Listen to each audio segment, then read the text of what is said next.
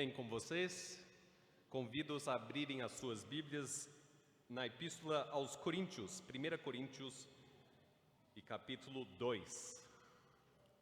Hoje à noite o assunto dentro do nosso tema maior, que é a Reforma Protestante, o nosso assunto esta noite é Solus Christus, ou somente Cristo. 1 aos Coríntios 2, e a nossa leitura será do versículo 1 até o versículo 5. E diz assim: Eu, irmãos, quando fui ter convosco, anunciando-vos o testemunho de Deus, não o fiz com ostentação de linguagem ou de sabedoria, porque decidi nada saber entre vós, senão a Jesus Cristo e este crucificado. E foi em fraqueza, temor e grande tremor que eu estive entre vós. A minha palavra e a minha pregação não consistiram em linguagem persuasiva de sabedoria, mas em demonstração do Espírito e de poder, para que a vossa fé não se apoiasse em sabedoria humana, e sim no poder de Deus. Oremos. Senhor Deus Trino, Pai, Filho e Espírito Santo, nós chegamos na sua presença, estamos na sua presença, porque temos acesso ao trono por meio daquele que é o mediador e salvador, Jesus Cristo. É somente através de Cristo que temos acesso. É somente através de Cristo que teremos acesso. É somente através do Filho de Deus que temos esta segurança. Somos recebidos, amados e perdoados, hoje e eternamente. Exalte, portanto, o nome de Cristo no nosso meio. Faça a palavra dele vir aos nossos ouvidos. Faça os nossos corações se prostrarem perante Cristo e somente Cristo. Em nome dele oramos. Amém. Irmãos, aonde é que nós encontramos a certeza da nossa salvação? Esta pergunta é tão relevante hoje quanto era há uns 500 anos atrás. Qual é a fonte da certeza do cristão? Dito de outra forma, de onde flui a segurança de sermos perdoados por Deus, aceitos por Deus, bem-vindos perante o trono de Deus? Como dormir à noite com a convicção de que não estamos sob a condenação divina?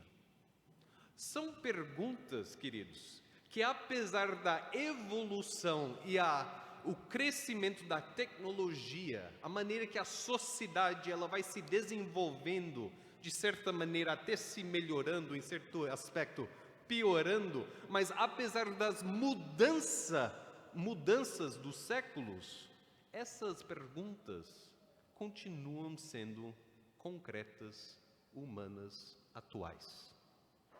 Aonde se encontra a certeza da nossa salvação? Aqui em 1 aos Coríntios, capítulo 2, de versículo 1 a 5, o apóstolo Paulo anuncia que o cerne da pregação dele, o foco principal da pregação dele, não está em usar palavras persuasivas, argumentação que traz você para o lado dele, ou puxa a sardinha para o lado dele. E nem ainda o foco do apóstolo Paulo não está em sabedoria ou filosofia, que estava em alta naquela época. O apóstolo Paulo está dizendo: olha, quando eu pregava, aquilo que eu pregava era Cristo, somente Cristo, Cristo crucificado. O R.C. Sproul, ele destaca que a palavra crucial vem do latim de cruz. Cruz e crucial têm a mesma origem. E aqui o apóstolo Paulo está dizendo, aquilo que é crucial, a mensagem cristã é a cruz de Cristo. Aquilo que é crucial, a fé cristã, a segurança cristã, é a cruz de Cristo. E não só isso, mas o apóstolo Paulo, ele é enfático, dizendo, porque decidi nada saber entre vós, senão a Jesus Cristo e este crucificado. Decidi nada saber entre vós. Isso é um tanto um exagero, irmãos, mas é uma forma de expressão. Porque nós sabemos que o apóstolo Paulo, ele pregava sobre família, sobre trabalho, sobre o relacionamento patrão-funcionário, escravo-mestre, sobre casamento. Ou seja, ele abordava outros assuntos. O apóstolo Paulo não está dizendo, olha, toda vez que eu preguei, eu só falava de uma só coisa. Não, ele aplicava na vida cristã. Ele abordava outros assuntos, mas o que o apóstolo Paulo está dizendo é que toda vez que eu fui falar sobre a vida cristã, ou a esperança cristã, ou a doutrina cristã, eu sempre enxergava esses temas através da lente de Jesus Cristo e este crucificado. Em outras palavras, o apóstolo Paulo ele está dizendo, olha, se você não entender nada que eu estou falando, entenda apenas isto, Cristo e Ele crucificado. Se você for esquecer o que eu falei até agora, o que eu escrevi até agora, se o legado do meu ministério for apenas um ensino, que seja este, Cristo e Ele crucificado. O destaque está em Cristo. Nós temos a maneira de dizer, às vezes, talvez os seus pais falaram contigo, ou talvez você que é pai, já falou para os seus filhos, eu já falei 10.000 vezes não fazer X, Y e Z. Não são 10.000 vezes literais, mas é a maneira de você exagerar a importância daquele assunto. É isso que Paulo está dizendo. Decidi nada saber entre vós, senão a Jesus Cristo e este crucificado. O Martinho Lutero, no seu sermão sobre os Salmos, ele diz o seguinte, a cruz somente é a nossa teologia. A cruz somente é a nossa teologia. Ou seja, o que é crucial à nossa teologia é o Senhor Jesus Cristo, que morreu na cruz e ressuscitou ao terceiro dia. Por que essa ênfase em Jesus Cristo? Por que ser tão enfático neste ponto? Um dos motivos que temos que ter a certeza desta doutrina de somente Cristo e Ele crucificado é que se errarmos na doutrina solas Christus, somente Cristo, se errarmos aqui, de pouco adianta as demais solas, ou as demais doutrinas, de pouco adianta ter fé, ou crer que a salvação é pela graça, ou que as Escrituras, somente elas são a palavra de Deus, ou ainda crer que fazemos tudo para a glória de Deus. De pouco adianta abraçarmos essas outras confissões, essas outras verdades, se negamos a importância profunda da pessoa e a obra de Jesus Cristo. Na cruz do Calvário, Jesus Cristo definiu, ou é a definição da fé cristã. É uma verdade crucial. É uma verdade também clara. É uma verdade clara porque o apóstolo Paulo, aqui em 1 Coríntios capítulo 2, ele diz, sem enrolar o assunto, quando fui ter convosco, isso capítulo 2, versículo 1, anunciando-vos o testemunho de Deus, não o fiz com a ostentação de linguagem ou de sabedoria, porque decidi nada saber entre vós, senão a Jesus Cristo e este crucificado. O público, na época do apóstolo Paulo, tinha lá as suas expectativas. E isso não muda, hoje em dia é a mesma coisa. Quando tem alguém que vai falar, e tem um grupo de pessoas que vai ouvir aquele alguém que vai falar, o grupo de ouvintes tem uma certa expectativa. Eles esperam alguma coisa. Agora, se o falante, o preleitor, o pregador, aquele que fala, realmente vai alcançar a expectativa, atender às expectativas ou não daquele público, ainda se verá. Mas o apóstolo Paulo, ele reconhece que os ouvintes, em muitos contextos, tinham uma expectativa diferente que o dele. Explico. No capítulo 1, ali de 1 aos Coríntios, só virando a página para trás, capítulo 1 de Coríntios, olha ali, 1 Coríntios 1, versículo 22, versículo 24 a 24. 1 aos Coríntios 1, versículo 22 a 24. Diz assim o versículo 22, porque tanto os judeus pedem sinais, como os gregos buscam sabedoria, mas nós pregamos a Cristo crucificado, escândalo para os judeus, loucura para os gentios. Mas para os que foram chamados, tanto judeus como gregos, pregamos a Cristo, poder de Deus e sabedoria de Deus. Porque a loucura de Deus é mais sábia do que os homens, e a fraqueza de Deus é mais forte do que os homens. Os judeus pedem sinais, maravilhas, milagres.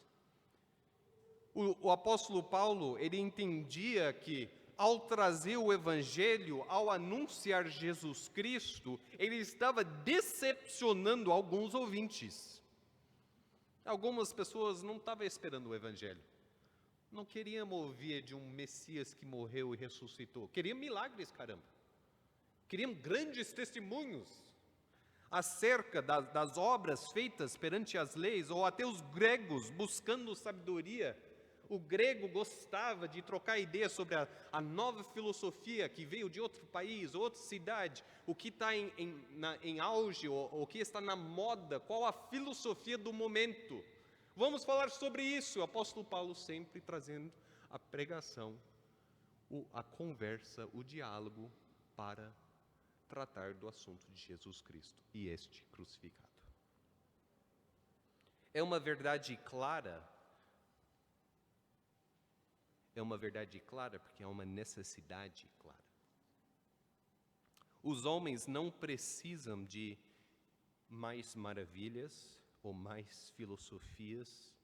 O apóstolo Paulo, ao dizer que ele pregava somente Cristo, ele está destacando que a necessidade do seu ouvinte é Cristo. E agora ele, aos Coríntios, escrevendo a cristãos que já estão crendo em Cristo, o apóstolo Paulo diz: quando eu vou ter convosco, quando eu converso e prego no vosso meio, eu destaco a pessoa e obra de Cristo. O não crente precisa de Cristo, mas o que é que o crente precisa? Cristo também, e somente Cristo. Cristo e somente Cristo. Não importa o nosso público, seja judeu ou grego, seja cristão ou não cristão, seja jovem ou velho, solteiro, casado, aposentado ou funcionário, de apoiador de um partido X ou outro, partido Y. O que precisamos, diz o apóstolo Paulo, o que destacamos, o que é crucial à nossa fé, é Jesus Cristo e este crucificado.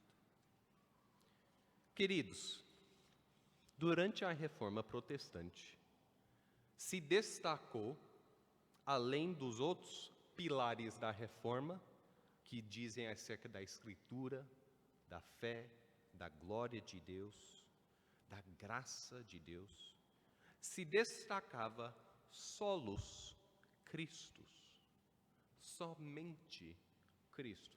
E pode ser que no nosso meio hoje à noite é um pouco estranho pensar num contexto no qual seria necessário aqueles que falam da Bíblia, falam a respeito do Evangelho, usam termos como nós usamos, como salvação, perdão, confissão de pecado, arrependimento, fé, aceitação e amor. Talvez seja difícil nós imaginarmos como era o contexto no século do Martinho Lutero, quando houve uma volta a destacar solos Cristos.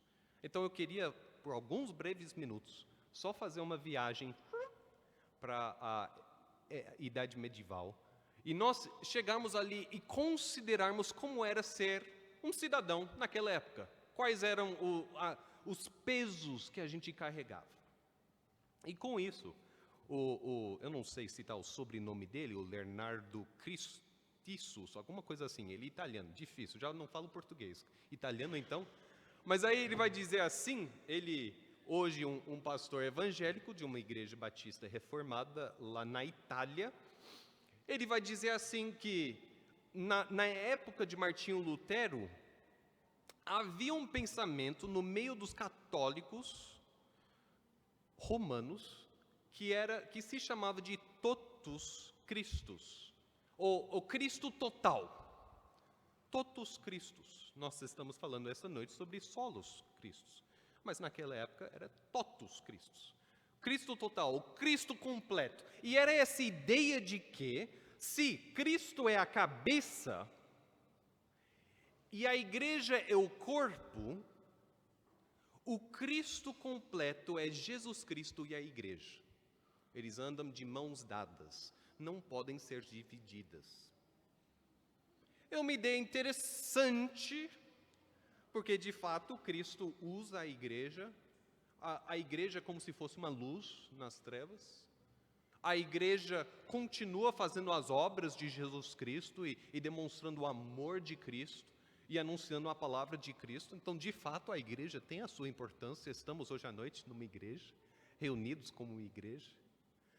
Mas a ideia de totus Christus é a ideia de que a importância que se dá à cabeça, por necessidade, se dá ao corpo. Ou seja, se eu desejo ter perdão, se eu desejo ter esperança de ser salvo dos meus pecados, eu devo procurar no totus Christus, tanto em Cristo quanto na igreja de Cristo. Por isso a igreja, como o nosso irmão Alain comentou esta noite, a ideia de que não há salvação fora da igreja, porque a igreja ela é unida com Cristo. Dizer que você está fora da igreja é dizer que você está fora de Cristo. Não se submeter à liturgia e às rotinas e o ensino da Igreja Católica Romana é não se submeter ao ensino do próprio Cristo. O padre, quando ele te perdoa, ele não está apenas representando Cristo, ele está fazendo na pessoa de Cristo. Ele é digamos assim, ele está, me foge agora a palavra, prolongando a encarnação de Cristo.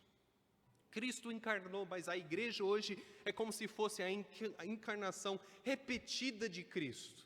Nós vamos à igreja para receber de Cristo a graça, o perdão. Nós participamos dos sacramentos para receber o perdão dos nossos pecados. E naquela época, além de se ir para a igreja, participar da igreja, participar dos sacramentos, ainda pagava-se também alguns valores, o tal indulgências, para conquistar o perdão dos seus pecados. Então imagina, com essa cabeça, como é que você dorme à noite? Qual a certeza que você tem que você é perdoado? Amanhã você vai ter que levantar e ir para aquela igreja confessar os seus pecados novamente, para que a igreja, como Cristo, perdoe os seus pecados novamente. Se você morrer agora, se alguma coisa acontecer agora, será que você está fora de Cristo? Porque talvez você pecou, talvez você está fora da igreja. Entende a confusão que dava na cabeça das pessoas? E a confusão que dava ao anunciar Jesus Cristo, porque parecia que há um chamado, venha a Cristo, mas vir a Cristo não é suficiente, porque é necessário abaixar o joelho e confessar com a boca o totus Christus, o Cristo total. É por isso que quando Martinho Lutero começa a anunciar solos Cristo, é impactante, é chocante. Somente Cristo. A igreja de Cristo tem o seu lugar, mas a igreja de Cristo se submete a Cristo e a Cristo somente. A igreja de Cristo, ele aponta a Cristo. Você está em Cristo esta noite? Você está crendo em Cristo esta noite? E é isso que o apóstolo Paulo está destacando. Quando eu estou convosco, eu prego Cristo e este crucificado. Cristo basta. Não precisa ser rodeado por indulgências, o ritual de confessar seus pecados ao Padre, a veneração das relíquias, as procissões, o uso de medalhas como formas de ter alívio da culpa do seu pecado. O que importa é, você está em Cristo. Cristo é suficiente. Eu gostaria então, chegando à conclusão, destacar a suficiência de Cristo. Irmãos, solas Christus nada mais é do que a suficiência de Jesus Cristo. Não precisamos de outro Salvador, porque o Salvador que temos basta. Basta. Diz assim em Hebreus 7:25, lerei: por isso também, falando de Cristo, Ele pode salvar totalmente os que por Ele se chegam a Deus, vivendo sempre para interceder por eles.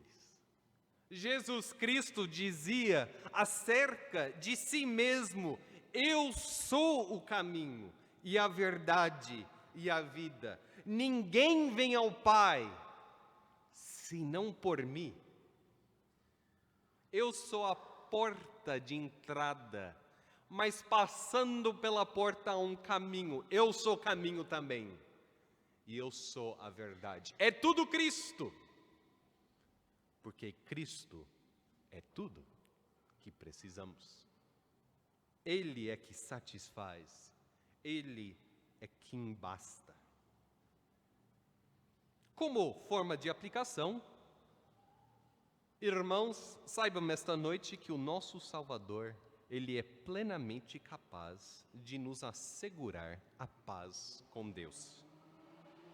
Em nenhum momento, seu sacrifício requer uma segunda dose de graça para concluir a obra salvífica. Nada contra segundas doses, mas o sacrifício de Cristo não requer isto. Cristo não precisa ser crucificado novamente. Não precisamos comer do corpo de Cristo, que para alguns, a própria ceia, ela vira o corpo de Cristo novamente. Há uma certa encarnação misteriosa, mística ali. Não é preciso que ele morra novamente. O que ele fez na cruz é suficiente. É verdade que nós tomamos várias refeições por dia e milhares de refeições ao longo das nossas vidas. Porque uma única refeição, ainda que ela seja suficiente para o momento, ela não é suficiente para a vida toda. Dependendo da sua fome, eu com meus 14 e 15 anos, eu lembro, saindo da mesa do almoço, tinha comido tudo que a minha mãe tinha colocado no prato. E eu saía com fome, pensando, caramba, a comida da mamãe não está dando, não está rendendo. E também eu estava esticando, né? Até hoje como do mesmo jeito, mas sem esticar, né? Mas o ponto é que a refeição, uma só refeição, ela não é suficiente para a vida toda, ainda que ela seja suficiente para aquele momento. Quando falamos de solos Cristos, não estamos dizendo, olha, Cristo é suficiente para os pecados passados, ou Cristo é suficiente para alcançar a graça que você precisa naquele momento. Mas há de se pensar na graça futura. Você vai precisar de uma outra graça, ou de um outro perdão. Irmãos, solos Cristos, somente Cristo, é suficiente. Ele basta hoje e eternamente. Ele é o caminho, a verdade e a vida, hoje e eternamente. A obra de Jesus Cristo na cruz foi única. Foi assim que o apóstolo Pedro escreveu, em 1 Pedro 3,18. Pois também Cristo morreu uma única vez, somente uma única vez, pelos pecados, o justo pelos injustos, para conduzir-nos a Deus. Os nossos rituais religiosos são fruto de sermos salvos e não para assegurar mais salvação. Nós estamos aqui, nós cantamos, nós oramos, nós pregamos e nós ouvimos e nós confessamos os nossos pecados, não para assegurar mais salvação, ou para garantir mais perdão, ou para tomar posse de mais justificação, mas porque já somos salvos, já somos perdoados, já somos justificados em Cristo e Cristo somente. A salvação não vem de nós, é dom de Deus. A salvação é obra de Cristo. É Ele que concede o perdão dos pecados. Sua obra é eternamente suficiente. E, portanto, nesta noite, podemos dormir em paz com a certeza que somos eternamente remidos por aquele que é eternamente Deus, Cristo.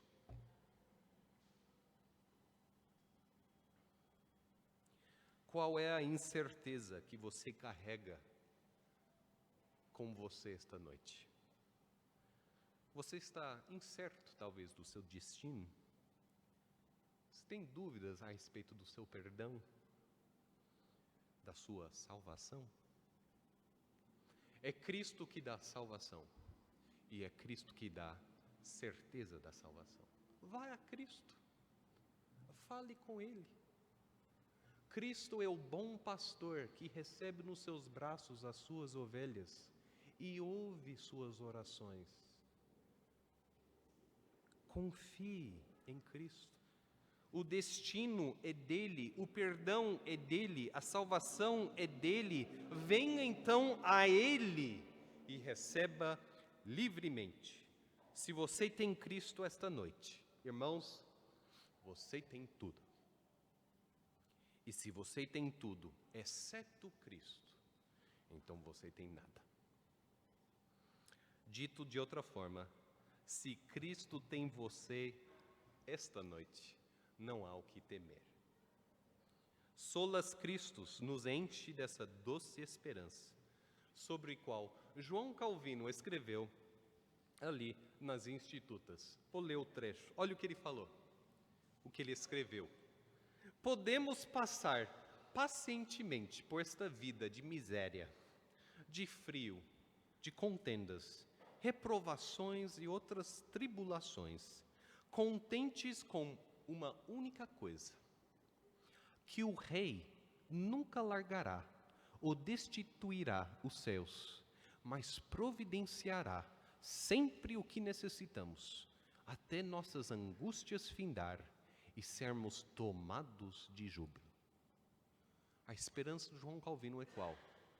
Apesar de uma vida de miséria, nós temos esta única verdade, essa única certeza, que o Rei nunca largará os céus. Jesus Cristo é o Rei que não abandona. Vai ao Rei, e somente o Rei, Jesus Cristo. Diz assim o hino: só em Jesus minha fé está. Ele é minha força, luz, canção. Meu alicerce, pedra angular, firme em meio ao temporal. Vamos orar? Senhor Jesus, que a nossa fé esteja somente em Ti esta noite. Que não seja pouca coisa para nós anunciarmos que a nossa fé está apenas em Cristo. E que a vida da nossa igreja, que ela seja por causa de Jesus Cristo, por causa da obra de Jesus Cristo. Traga para o seu rebanho almas cansadas, almas que buscam um perdão, em nome de Cristo. Amém. Obrigado, irmãos.